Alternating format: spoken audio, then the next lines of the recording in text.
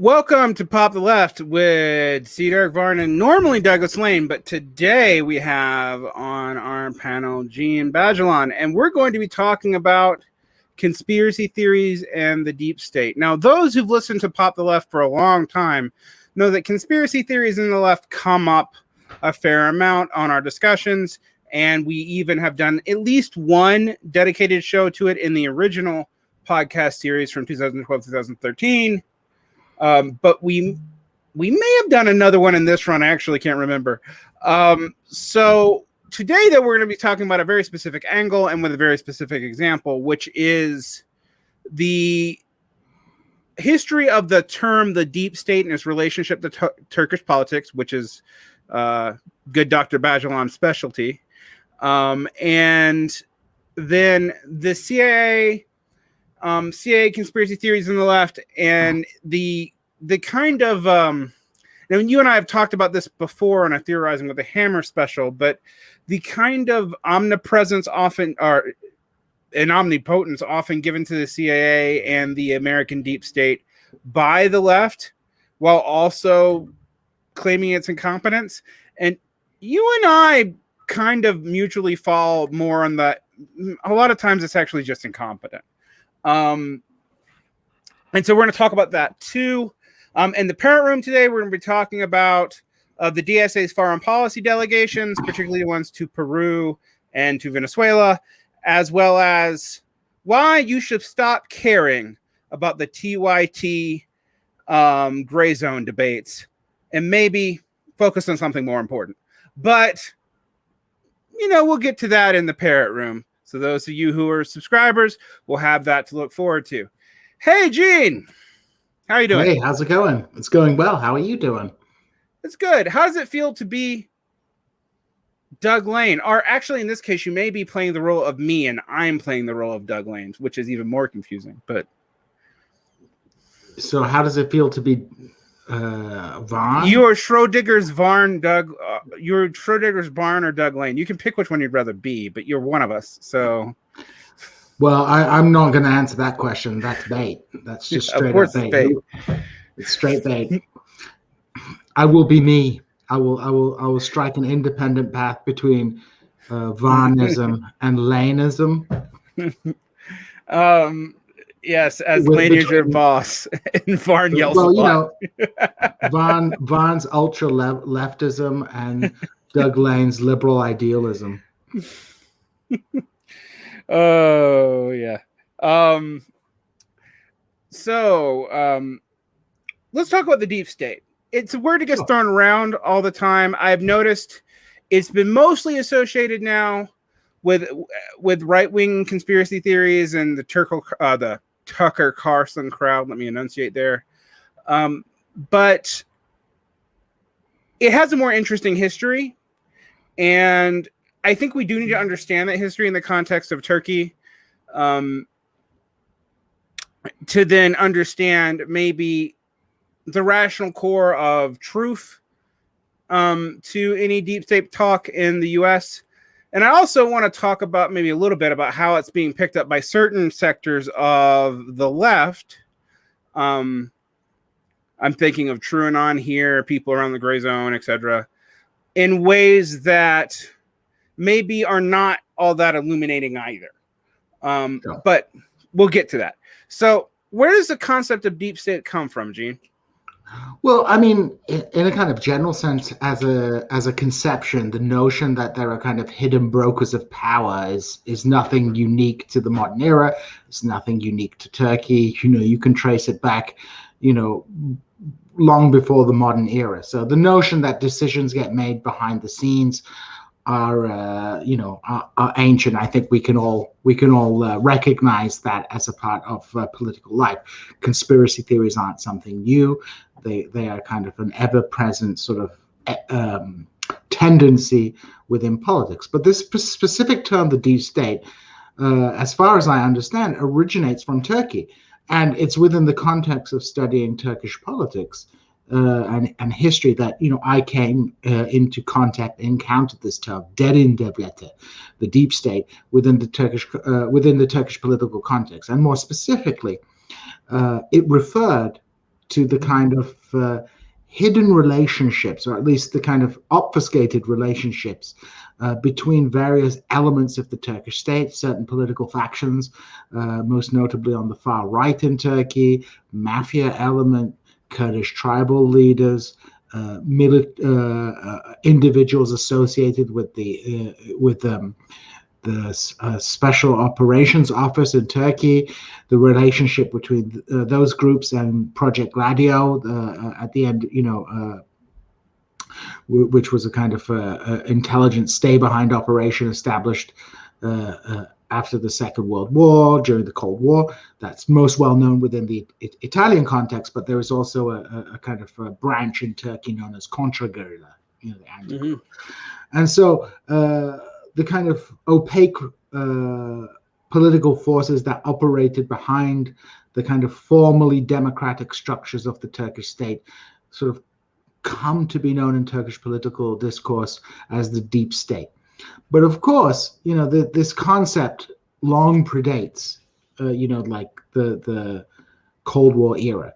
It's good. That intersects with kind of the other theme you were talking about, is the notion that, on the left, that the CIA and the American intelligence services are kind of these omnipresent forces.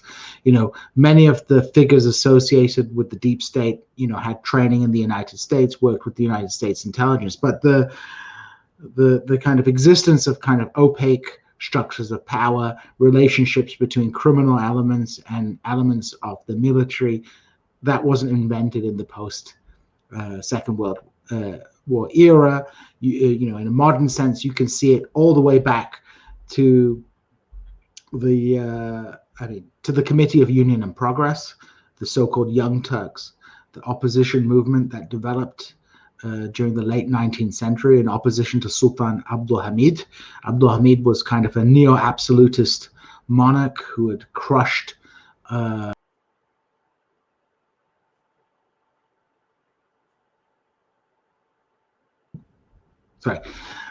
Sultan Abdülhamid was a neo-absolutist monarch who had crushed a brief experimentation in constitutional rule in the 1870s, and established himself as a dictator with a secret police, and very much was the kind of prototype of the kind of Middle Eastern dictator we know today. And the opposition movement that developed, spread throughout various sectors of Ottoman sort of society, operating in the military, in the bureaucracy, amongst students, and meeting in Freemasons lodges and places like that. So you get the emergence of these secret societies that actually existed before, but we have this sort of big sort of mushrooming of opposition groups and the Young Turks.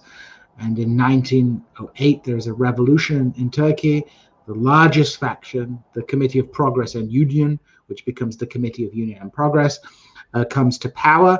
But rather than sort of transforming itself into an open democratic party, you still have all these opaque structures behind the scenes,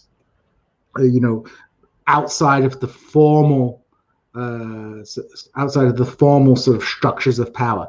So, we often think of, when we think of the Young Turks during the late Ottoman period, we think of the triumvirate, Talat Pasha, Enver Pasha, and Jamal Pasha. And, these individuals had important roles in the government. Talat Pasha was Ministry of Interior. Jamal Pasha was a general in the army. Talat Pasha was the Minister of War, but they weren't the formal leaders of the government. But yet, through the structures of the Committee of Union and Progress, through paramilitary organizations such as the Teşkilat-ı Mahsusa, the special organization, which sort of was a prototype of a kind of intelligence service / mafia organization, this group wielded power and exercised and executed policy. And we see these sort of structures, we see kind of parallel structures of power in Turkey, throughout Turkish history. And of course, in the modern era, this becomes heavily associated with the dirty war fought against the Kurdistan Workers' Party during the 1980s, unsolved mysteries, assassinations, intelligence operatives working with Islamist groups such as Hezbollah Turkey, which is not the same as Hezbollah in Lebanon, basically to wage war against the left-wing Kurdish nationalists. And of course, in a general sense, these you have all these connections and relationships between elements of the military and right-wing groups, the Grey Wolves, the Ülkücü, these kind of far-right fascist mobs, and how they're deployed in Turkish politics. So of course this stuff was exposed in 1996. For example, there was a car crash, the Susurluk incident, where they found members of the military, right-wing Kurdish tribal leaders, who were allied with the state, members of the intelligence service, sort of together, operating together in this kind of hidden way. So the deep state is a kind of concept that was very common in Turkey, to talk about, the parallel structures of power that existed behind the facade of bourgeois democracy. Because, one thing that's important to remember about Turkey is, we often lump Turkey in with third worldism. But what's interesting about Turkey is it kind of occupies a place not too dissimilar from Russia, in that it was in some ways, part of the developing world, part of the old third world, but also in other ways was, had sort of connections and political structures that were relatively, inverted commas, advanced. So, for example, Turkey had its first constitution before Russia did in the 1870s, before Japan did in the 1870s. Democracy. When people go, "Oh, Middle Easterners have no experience with democracy," it's like Middle Easterners were having elections in 1908, and they weren't perfect elections, but they were elections with an electoral college. Well, you have an electoral college here in the United States as well. So Middle Eastern people have been voting for over 100 years in elections. So you have in Turkey, which sort of inherited the institutional mantle of the Ottoman state, the continuation of both a kind of tradition of parliamentarianism, which was the face of the government. I would note here the Parliament of the Republic of Turkey, the Grand National Assembly of Turkey, is in a very literal sense a direct continuation. There's no rupture, but a continuation of the old Meclisi Mebusan, the Chamber of Deputies from the Ottoman era. So you have this tradition of bourgeois democratic structures of power existing, of course, under Mustafa Kemal Atatürk, the founder of Turkey. It was a one-party state, but these institutions continue to exist. But at the same time, you have these informal networks of power that continue to undergird political life in Turkey. One of the striking points made, and this point was first really elaborated on by the historian Erik Jan Zurcher, was that the Committee of Union and Progress, the Young Turks, the political organization that orchestrated the overthrow of Sultan Abdulhamid, that dominated Ottoman politics from 1908 onwards, first indirectly and then progressively more directly. The architects of the Armenian genocide, this organization, in a very literal infrastructural sense, provided the basis for the Republican People's Party, the political organization of Mustafa Kemal Atatürk, and the political leadership of the Turkish state, right down to the 1960s, were all people whose political formation had taken place as members of the Young Turks.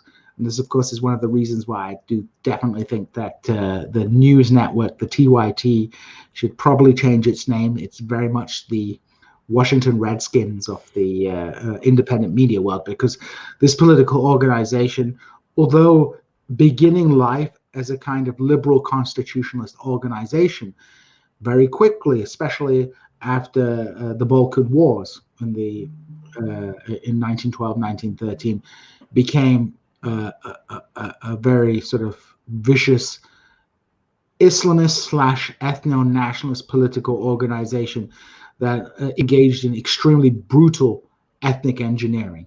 The Armenian genocide, the annihilation of the Assyrian communities in eastern Anatolia was only one part of this. There was also, attempts to deport Muslim groups that were non-Turkish Muslim groups, to disperse them and, build a Turkish Muslim sort of heartland. And reclassifying Anatolian Christians who were effectively Turks as Greeks and sending them to Greece is also part of this as well. I've visited some of the villages, actually. Exactly. So I mean, some of the this kind of political power is nothing new in Turkey. You have kind of two tracks in Turkey. You have the state, which is theoretically run by a president, a parliament, and so on and so forth. And then you have the deep state, which at various points in Turkish history, through the military, has intervened in politics. So you have the coup, 1960, 1971, 1980, where elements of the bureaucracy and military has taken power. While at the same time, you have these elements of the state working actively to engineer Turkish political life. And obviously during the Cold War, this included with involvement of the CIA through, many of these like far-right generals and colonels had training in the United States. But, just kind of like pivot slightly towards the question of the CIA and the omnipotent octopus of American intelligence.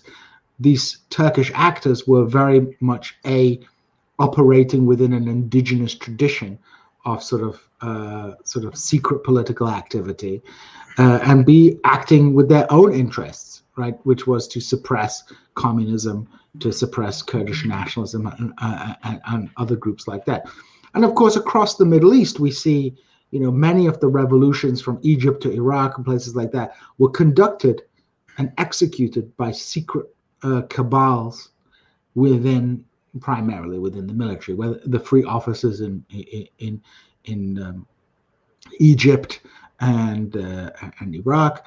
And these groups want the creation of American intelligence service. If anything, they owe their kind of intellectual origins a lot more to the kind of political activism that occurred during the late Ottoman period with these secret military organizations that sort of arose in opposition to Sultan Abdulhamid, rather than sort of some kind of like CIA infiltration plot within, military organizations.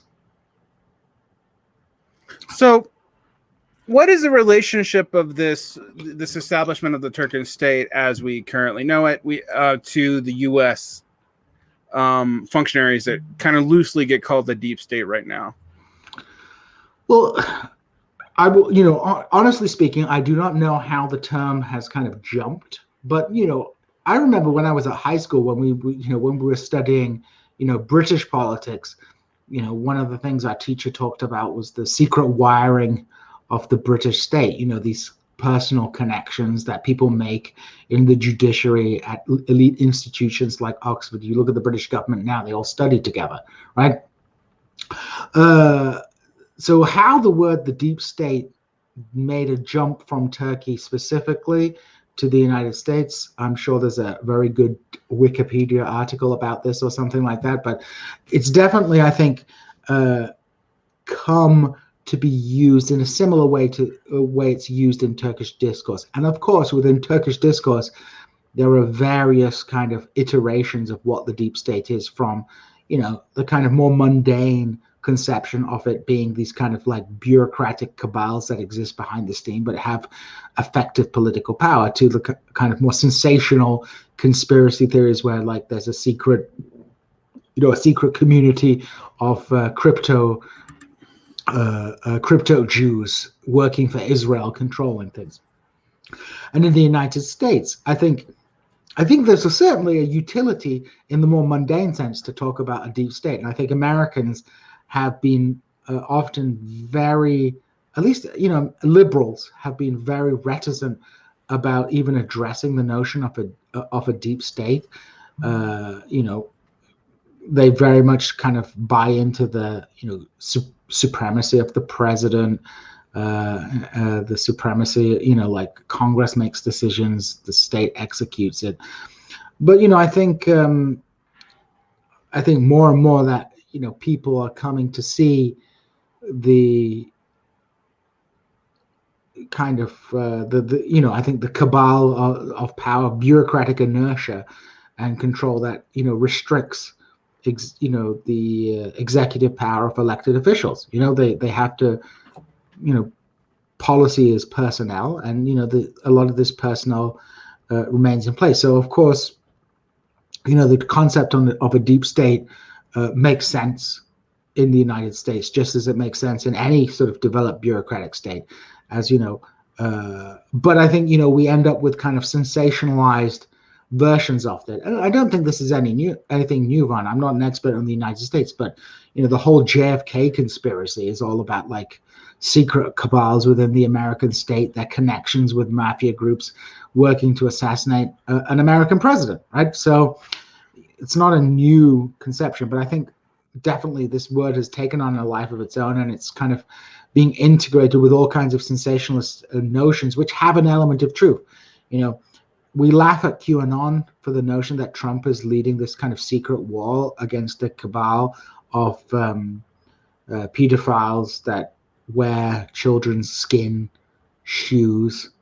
And people really believe that stuff. I had a friend in the UK.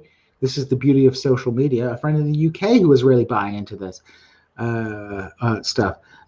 But there's a kernel of truth, right? I mean, we saw what was going on with Jeffrey Epstein, and we know the impunity with which the American elite can conduct itself. I mean, occasionally they go a little bit too far, like Jeffrey Epstein did, but the amount of stuff people get away with is insane. So I think this concept of deep state has gained a lot of purchase, and of course, it's gained a lot of purchase in the Trump years because of the fact that the deep state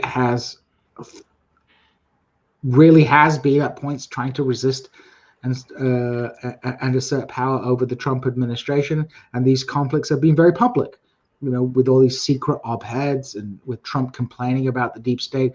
So the concept, I think, has obviously been around for time immemorial, but I think at this current moment in American politics, the lid has exploded, and I think it's exacerbated by the fact that many Americans feel that elites can act with impunity, and when you have elites acting with impunity, that is fertile ground for the growth of conspiracy theories which have some kind of basis in reality. Do you think a lot of this has to do with the fact that like many ministries, a lot of the U.S. apparatus is in the executive branch, and that it is unlike, say, the U.K. and a lot of parliamentary systems that has a shadow cabinet with a shadow executive? Because we don't have that, and because you don't have someone constantly working on policy in the background, that many of these positions are considered non-political when they clearly are, because they work at the behest of the president and are part of various security apparatuses that can be hardly said to be non-political. They may be nonpartisan, but they can't be said to be non-political. Do you think that has a lot to do? Because to me, that's the beginnings of the rational core, is that there is bureaucratic drift in the United States government. It does have clear self-interest. And there is a way in which Democrats in general have been really forgiving of continuity in government. There was some minor purges during the Obama administrations that most of us have forgotten, but they generally left a lot of the Bush security apparatus fairly alone. And this is not just true for the security apparatus; it's also true for the medical apparatus. Like Fauci's been in his position forever, et cetera, and so forth. And so I think that leads to this perception that maybe the real government's in the executive, particularly when you have the executive seeming to war with itself in the case of Trump. But it's not been the only time that's happened. I mean, that happened under the Obama administration too. It's just nowhere near as loud and as consistent as it was with Trump. Yeah, I certainly think the American bureaucratic structure in which you kind of purge the top. I mean, in Britain, we have permanent secretaries. We have this career civil service. And of course, in Britain, this was popularized in Britain. The concept that it's the bureaucracy that runs everything was popularized with the sitcom Yes Minister. Have you seen? I don't know if the viewers are familiar with Yes Minister, but it's basically I am. It's the story of a minister who basically the conceit of the show is every week he proposes a policy. Every week the bureaucrat who works for him finds a way to obstruct that policy and push it in the direction that the bureaucracy is. So, in Britain, the notion of this kind of like omnipotent bureaucracy is sort of well established in British life. And of course, it's often been the political right that has been the one that has been emphasizing the kind of inertia of this in terms of like the Thatcher Revolution was in part a revolution against the kind of bureaucratic compromise that existed in the United Kingdom after the end of the Second World War. In the United States, obviously, you have a different state of affairs where the top level of the bureaucracy is purged, routinely as the executive changes. But I think what people are perhaps getting wise to is the fact that purge is never actually really that deep. There's only a certain sort of pool of individuals from whom these bureaucratic elites are drawn. They are people who come from the same schools, who exist in the same social networks, and who have the same formation. So even though we have a rotation of individuals in a certain sense, even when you change the individual, it's basically the former guy's buddy from Harvard. So people are getting wise to this kind of bureaucratic inertia. And, there's not, there are some advantages to having kind of expertise in certain elements of the government. The Trump administration tried to put all kinds of kind of inexperienced political hacks into positions. They didn't make things better necessarily. They just, having a bad structure and blowing up that bad structure, it's more much the much, right? It doesn't make that much of a difference in terms of outcomes. It just ends up you have one type of disaster versus another type of disaster. But I think people are getting wise to the existence of this bureaucratic establishment. I think it's like more easily exposed today. I think people don't trust. People are like far less trusting media because now the linkages between political parties, the bureaucracy and stuff, and media are just so much more overt. And I think social media has part to do with this because it's just so much easier to find out this kind of information. Yes, there's a lot of trash on there. There's a lot of like over complicating things and conspiracy theories. But at the same time, it kind of undermines the legitimacy of the political order, which allowed the bureaucracy to maintain its kind of dominant position.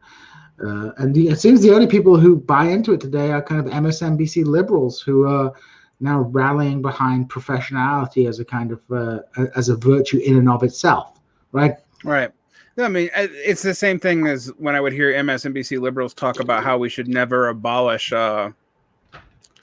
any administration, including ICE, because bureaucracy is good, and once it is established, we should just try to reform it. And I have literally heard that argument made. That's not me exaggerating.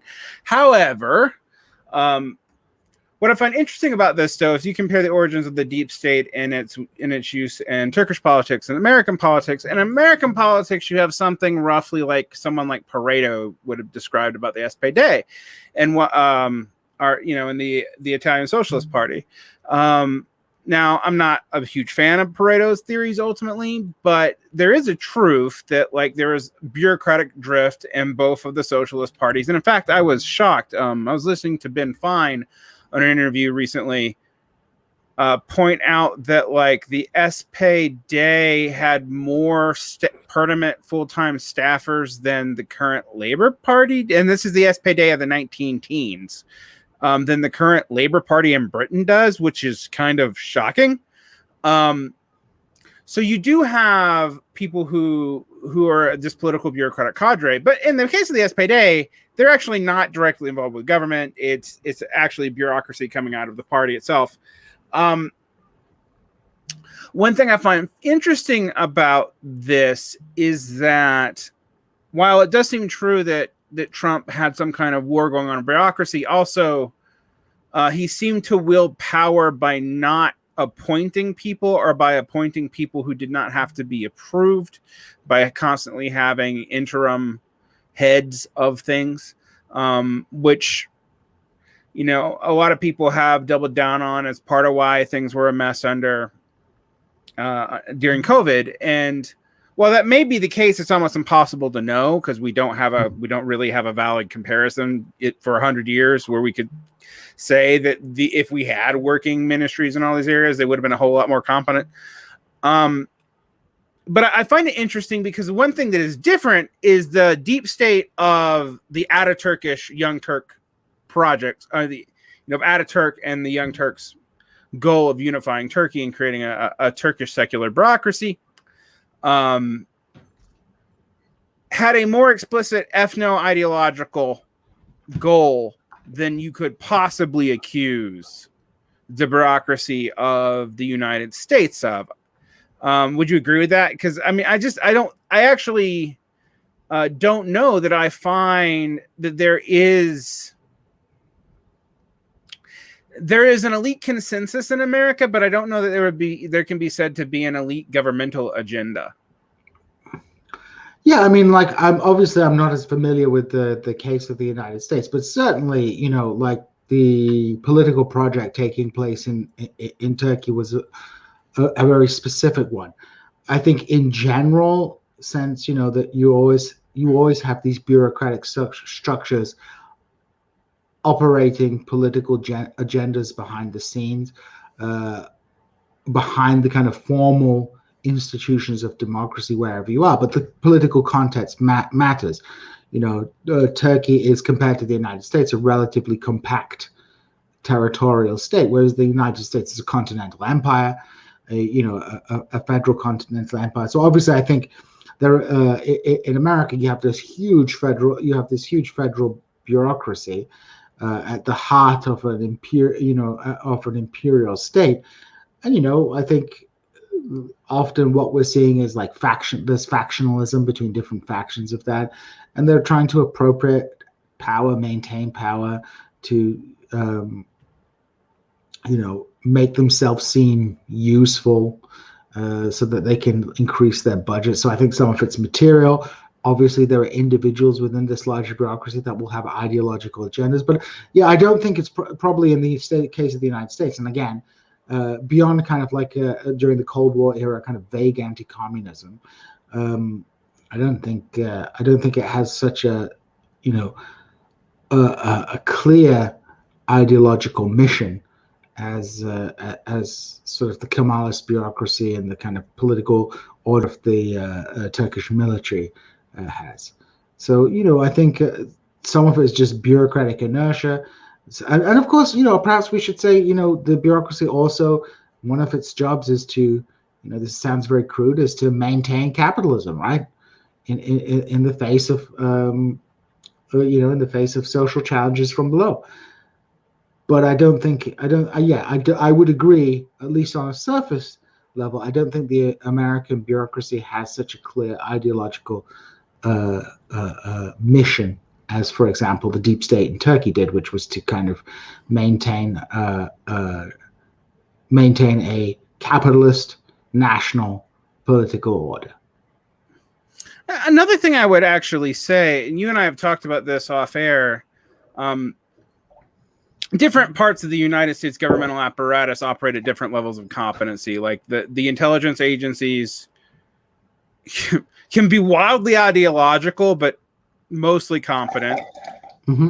The military prizes competence, even though it can also be weirdly and hard to understand ideological ways. Like I have pointed out to people that the military's operating ideology right now is not particularly right or left wing. It is something like radical centrism, and it's trying to stand above the political fray in the United States, partly because it is seen as being like as being above that.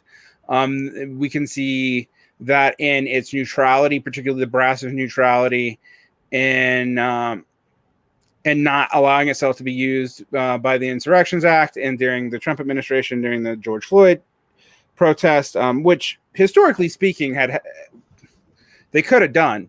The Insurrection Act was invoked, for example, in the LA riots. But they stood above that. You've also seen it where while I don't know why the MSNBC and even some leftists thought this was some great victory for the left, when you have a General Tilly talking about how he was willing to read critical race theory and Mao and Lenin and anything else because it's good to understand theory and to teach it, as some kind of endorsement of that project is kind of hilarious. But there is a sense in which the military apparatus knows that its legitimacy is because it is seen as being above politics and even maybe above capitalism. That's why it enjoys such popularity in the United States amongst the general public, which it does enjoy. And clearly that's a somewhat fictitious orientation, right? Yeah, clearly. I mean, with the U.S. military, and I was discussing this with a friend of mine who's a military veteran, and the kind of conclusion of our discussion was that the U.S. military has great tactical competence. They know how to do an operation, right? But like strategic thinking and tactical thinking are different things. And another point is, unlike in Turkey, where historically the military was like, we're doing the strategic thinking, and you guys in the government better listen. In the United States, the relationship between the sort of democratic wings of the state apparatus and the military are a little bit different, right? So strategic, the military is always having to balance a kind of very short-term political issues with kind of long-term strategic thinking. And I think obviously after a time that takes a toll on the way the military structure works, of who even gets promoted within the military. Again, I'm not an expert on the U.S. military, but the big you have to be a kind of team player if you want to get up, if you want to become a high-ranking member of the military. These are political positions, right? So yes, the U.S. military, I think, sees its, whereas in Turkey the military saw itself as the guardian of the republic, right? That they were the true core of the republic. I think the ideological position of the U.S. military, and this is important. People, Marxists, often downplay the importance of ideology, but the ideological posture of the U.S. military and its relationship to its relationship to political power is different. It sees itself as subordinate to the democratic wings of the U.S. state, and there's a long tradition of that. If tomorrow the military wanted to and they could probably execute a coup, right? It wouldn't be difficult for them to execute a coup. I think, and it probably wouldn't even be unpopular. Let's be honest. It wouldn't even be that unpopular. But ideologically, that the kind of limit on the horizon of imagination, right? Like the what they believe is a possible political action is limited by the kind of ideological context in which they are operating, and the kind of inertia of the American state, which at least on paper is very good at maintaining a narrative of continuity despite the major ruptures in American history. Much like Great Britain, there was this narrative of gradual progressive change, and the military doesn't have the ideological artillery it needs to sort of execute a coup in the country. So the deep state in America, operates, I think, in a slightly different way. It's kind of behind the scenes, and of course we have to talk about the other non-state actors, elements outside of the state as well, because one of the concepts of the deep state in Turkey is that they're also connected to all these groups outside of the state, And when we look at the United States, we have all these private firms, military contractors, the rotation of personnel between between the democratic wings of the state, between the bureaucracy, and of course between the private sector. The American state, in some ways, has very little autonomy, right, from the capitalist class.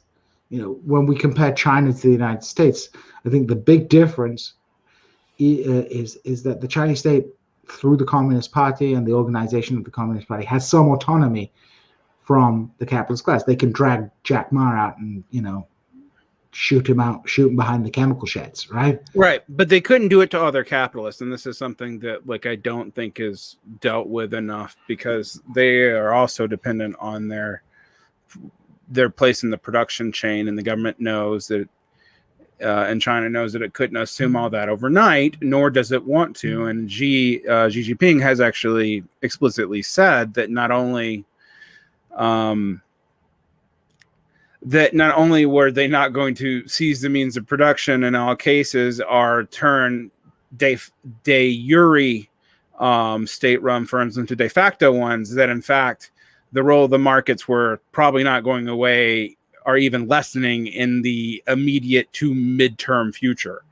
And so I point that out because I think people think because a U.S. state has very little autonomy from capital, which is interesting right now as far as left theories go, right? Because a whole lot of left theories are positing that there are these interim classes that have total autonomy from capitalists and workers, which is kind of hilarious to me. But beyond that, that makes China look like it has more autonomy from capital than it probably actually does, because we have so little. I mean, and that's, I think that doesn't say anything positive or negative about China. I would also occasionally like for white collar criminals, even by bourgeois law, to spend their lives in jail, and I don't see it happening a whole lot. But it is what it is, right? Whereas in China they would, but yeah. I mean, I think the impunity of the American elite, and the fact that we can now overtly see the impunity of the American elite, is like a fertile breeding ground for conspiracy theories, right? Bingo. Even when the kind of explanation is quite mundane, which is like they hired a really good lawyer who knew how to work the system to get them out on a technicality, right? It's very easy to sensationalize. And then, of course, I think this comes down to a critical point that we have to emphasize. It's the difference between thinking systematically and thinking conspiratorially, right? You could say, these guys get off because they have their buddy is the judge, right? And that may be the case sometimes, right? But the real reason is that you have a system that you have a systematic problem, which is that you have a judicial system that favors those who have money. If you're poor, you're absolutely screwed. You get put in jail. You can't go out on bail. You lose your job. You enter into a spiral of all this, that, and the other. It's a brutal society. But if you're rich, and it's like with the cancel culture. People talk about cancel culture all the time. All these celebrities talking about cancel culture don't actually get canceled unless they do something really, really absolutely bonkers. Even Chris Hansen, right? Even Chris Hansen, the catcher predator guy who was disgraced, who's been, even that guy is still making money as a YouTube star. He hasn't, for all his misconduct, he hasn't seemed to have faced very much except briefly getting arrested for having a check bounce. So this kind of impunity very much beefs up this perception of a conspiracy, because there's an element of truth to it. When it's like the same with the Jewish conspiracies, right? It's like you can pretend that the reason the United States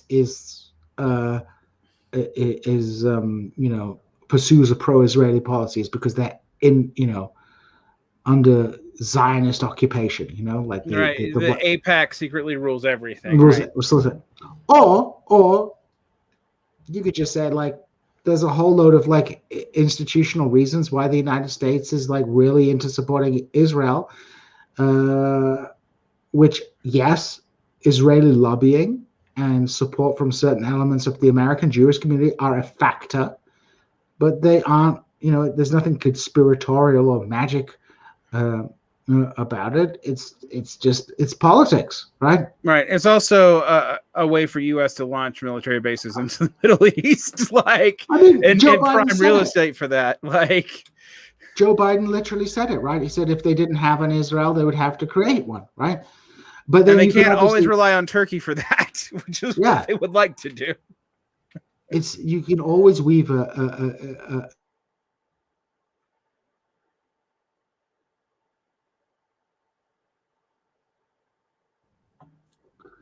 yeah, you can always weave an exciting narrative about conspiracies when it's because it's like it's more interesting, it's more exciting, and it's more sensational, and people are attracted to that kind of stuff.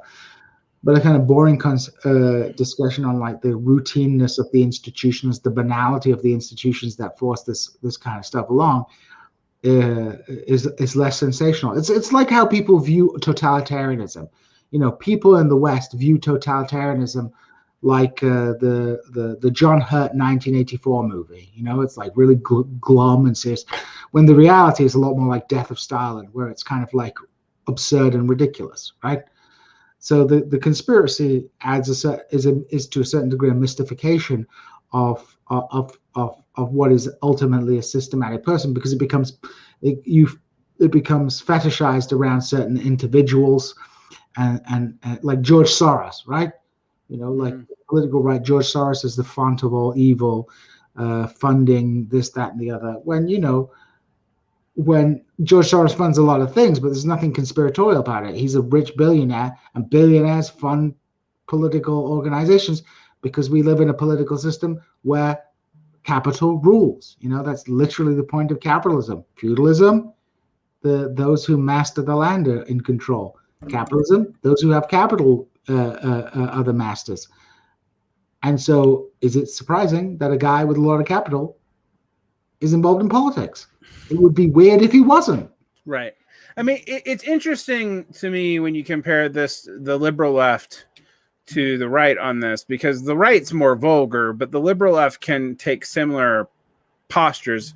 One example is the fact that, like, there are Koch funded things in, let's say, the Tea Party and the Obama administration. Now, people would tell me the Tea Party was astroturfed.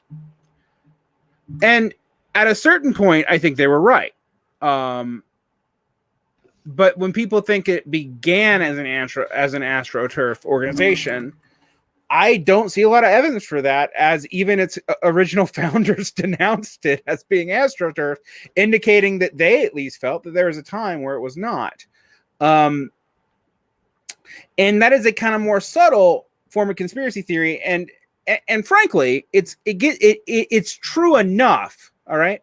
But there's also a sense in which it makes you very lazy. And it makes you unaware of where some political opposition may be. And I think frankly, that's why stuff like QAnon threw a lot of people for a loop, is they literally thought all this stuff had no grassroots content. Then you see something truly insane in the grassroots.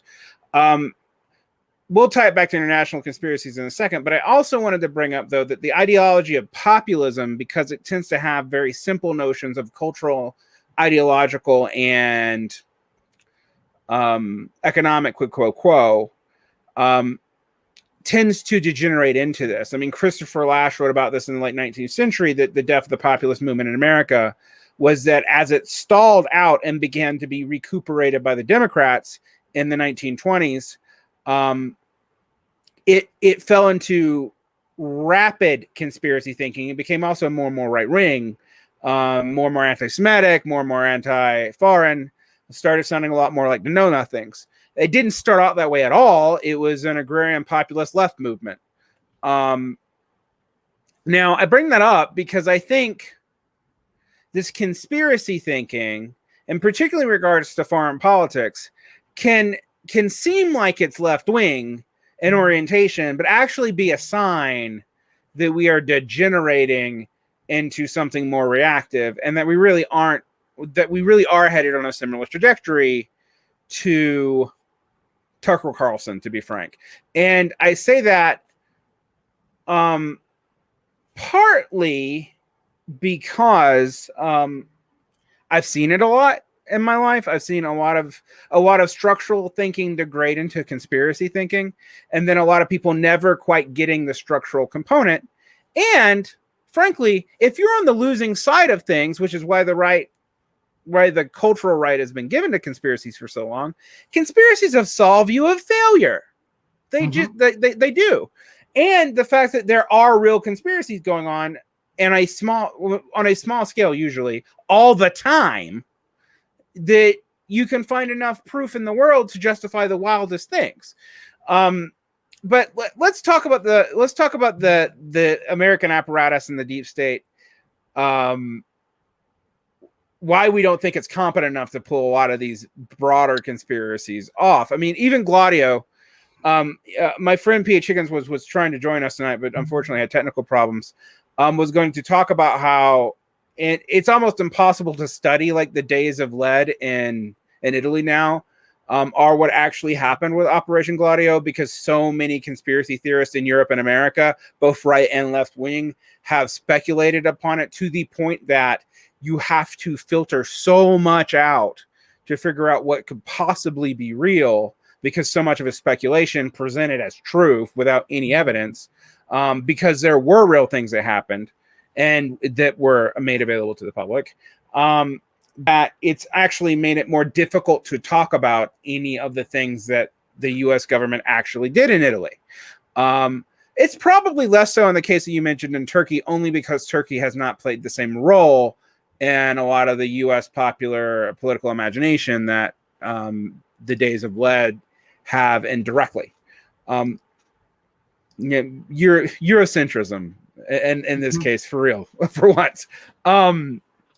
So you've studied a lot about Kurdistan for obvious reasons. It's kind of literally your specialty academically. It's also part of your background. And we talked off air about how CIA and military intelligence involvement in Kurdistan makes it very hard to believe in omnicompetence on the international stage in regards to them being able to put all these factors and people into place in the way they want. Would you like to talk about that a little bit in specifics? Yeah, sure. So I just finished this CIA War in Kurdistan book, which is it's basically the memoirs of the former station chief in Kurdistan in the lead up to the Iraq War. And that, along with other things I've read in the past, really kind of hits home. I mean, and of course, if this guy is, and I take what this fellow has written with a grain of salt, of course, but what comes out of it is the factionalism, the at times incompetence, his frustrations with the bureaucracy in Washington D.C., the fact that they didn't read his intelligence reports. So obviously some of this book is probably ass covering, right, for the absolute disaster that the Iraq War was. Not just from the sort of left perspective, as it was a kind of disastrous imperialist war, but even from the own the targets that the neoconservatives had set themselves for the Iraq War. It was a complete disaster and a complete failure. So this book is a very salty kind of attack on Donald Rumsfeld, on American intelligence, on how little the people executing and creating policy in Washington, D.C. actually understand about what they're doing. Now, of course, they have an effect. They're dumping guns, weapons, patronage into the region. But, they are also people who don't know what they're doing. This guy makes the point, and I agree with his point, that, the Americans wanted to believe a certain story about how the Iraq War would go, and how the inverted commas liberation would go. They bought a lot of snake oil from individuals like Ahmed Chalabi, who were basically fraudsters, but who told the neocons what they wanted to hear about Iraq. And they implemented a bunch of policies, such as dissolving the entire Iraqi state after taking it over, which exacerbated an already extremely dangerous situation. And the reasons they did this was not for any malicious reasons, but due to not because they wished to shatter the Iraqi people or stuff like that. From the American perspective, the optimal outcome would have been a kind of removal of Saddam for power, the maintenance of order in Iraq, and then the kind of privatization and kind of neoliberalization of the Iraqi economy. And then they would have had McDonald's, they would have had like tourist things, you would have had the impoverishment of Iraqi workers and peasants, but there would be enough of a security apparatus so that, people could fly to Baghdad and go, oh, Iraq is so nice nowadays. Look, they have Starbucks, that's basically what happened in Kurdistan. It just didn't happen in the rest of Iraq. And the reason it only happened in Kurdistan is because all the political structures that existed before the war were maintained after the war because the Kurds signed on to the military operation. So it really highlights that, American policy is often a blundering policy, and that it is not always clear what their objectives are. There are political factions in DC that have their objectives. There are military. There's intelligence. They have different visions of how things would be executed. One of the striking things of the book, which I was not aware was the complete disconnect between the U.S. military and CIA, the bureaucratic hamstring of the CIA by the Donald Rumsfeld, who would not allow military personnel to have like full operational integration into the and the fact that they didn't understand what was going on the ground, right? That they weren't clear. Even when they got intelligence, it got lost. And that should bring to attention that there are obviously parts of the world where American intelligence is more competent and more engaged, but many parts of the world they're not, right? Many parts of the world they do not. And so who do they rely on, right? They rely on their local interlocutors, right? So, when it comes to the Syrian civil war, I think the conspiracy story that we hear is that America funded Al-Qaeda to overthrow Assad. And often I feel the implication of that is that this was some kind of deliberate policy was to, fund Al-Qaeda. I don't think Americans, or at least American policymakers, were like, oh, we're going to fund Al-Qaeda, right? They were funding people who were sold to them, just as Ahmed Chalabi, who had like no support in Iraq, like managed to kind of set himself up as the kind of potential future leader of a post-Saddam Iraq. The guy was an utter fraud. I mean, his whole family was a fraud. His nephew basically I used to know his nephew. His nephew was just like they got robbed. They tried to rob a bunch of drugs of people in London, and they got robbed in the end. But we're just like these kind of like shady, dirty gangster people who are like always looking for their next thing. And of course, this means that America has a lot of guns, money, and influence. And if you know what to say, if you dress in America, like in a business suit and say the right words, you can dupe a lot of people into giving you support. And even if the intelligence guys don't buy you, you go to someone else. And this is again, this book on the war in CIA said like CIA issued a burn notice on Ahmed Chalabi. I'm like, this guy's total basket case. He just went to the Department of Defense and got them to sign on to his nonsense, right? And so you have this bureaucratic infighting. So, in Syria, you had the CIA working with Turkey. As far as I understand, Turkey was its own factor. They were setting up their guys, and that ended up with stuff going to like very radical Islamist groups. Department of Defense ended up working out of necessity, and ended up working with the PYD, the kind of PKK franchise in Syria, largely out of like necessity, because they didn't want like a huge, after the fall of Mosul, they didn't want ISIS to be getting any more major victories, and those were the only guys on the ground. So I say all this to say that it's very hard when you get into the nuts and bolts of this to think that there's like an extremely coherent policy being executed on the ground. In the Middle East, of course, there's a perception that the United States is trying to divide these countries. They want to create a new Israel. There's blah, blah, this, blah, blah, that, all these huge conspiracies. From the American perspective, they want, governments to be stable and to be pro-American, right? If you split up a country like Syria or Iraq, you end up with one guy who's like your permanent ally, but then suddenly you have the other half of the former unified country as your permanent enemy. It's best to keep them all integrated and have some kind of arrangement in it. And of course, this conspiratorial thinking absolutely eviscerates any notion that people in places like the Middle East or Latin America have any agency in what they do, that they're entirely puppets being pulled by imperial powers. It's like, for example, the coup in Bolivia, and I'm sure we'll find out more about this as documents are declassified. But only a gringo could be so arrogant that they couldn't believe that reactionary forces in a deeply racist country like Bolivia couldn't try and orchestrate a coup, right? Particularly against a party with mass indigenous support and an indigenous leader. Yeah, I mean, and they don't also need the CIA to tell them to do that, right? I mean, this is one thing that I think people don't understand is that maybe the CIA might be on the ground with all sides, like they were. If people actually study where the CIA was in Cuba, they were helping Castro sometimes, and other times trying to kill him. Like they were all over the place.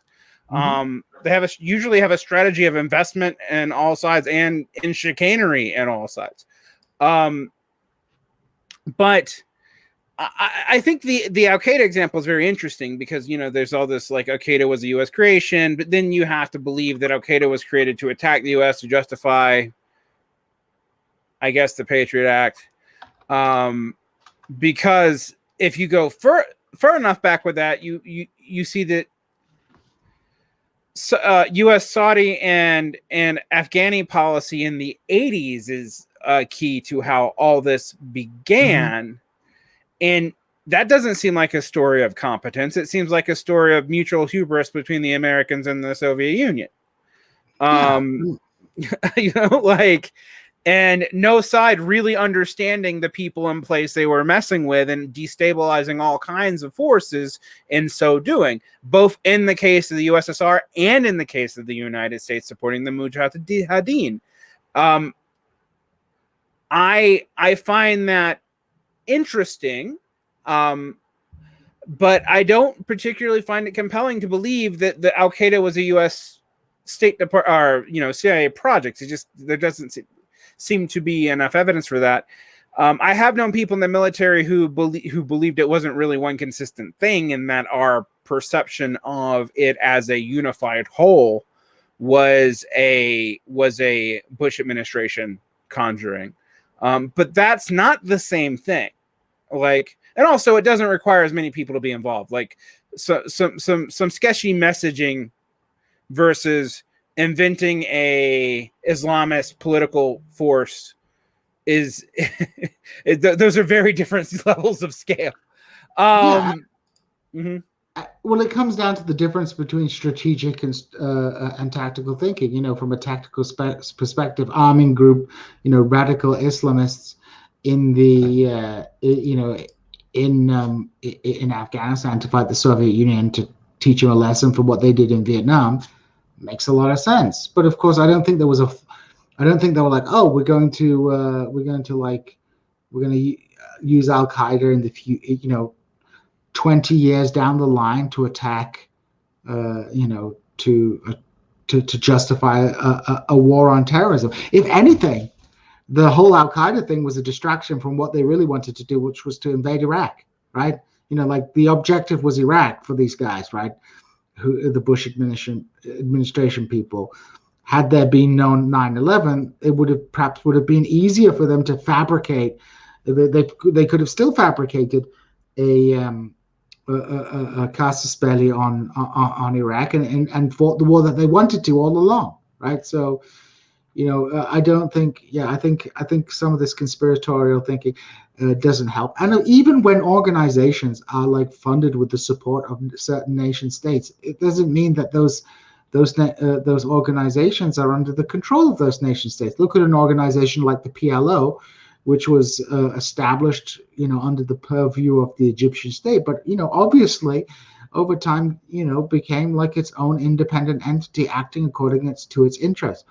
I think we need to look at the relationship uh, uh, uh, between entities and political movements and things around the world and imperial power in far more of a dialectical way to see how they interact with each other.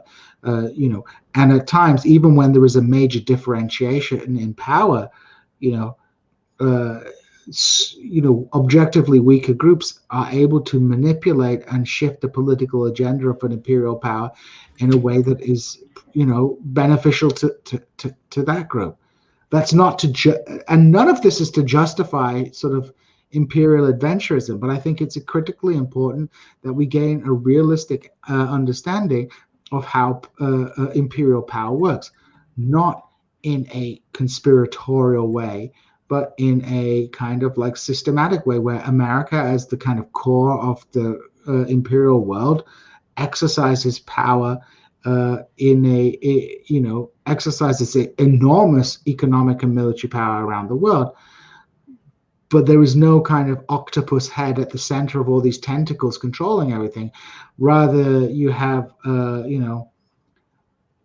a brain with some kind of like multiple personality syndrome and, periodic amnesia operating all these extremely powerful arms around the world. And on that note, we're going to have to end tonight, and we're going into the parrot room. I will see you in a few minutes.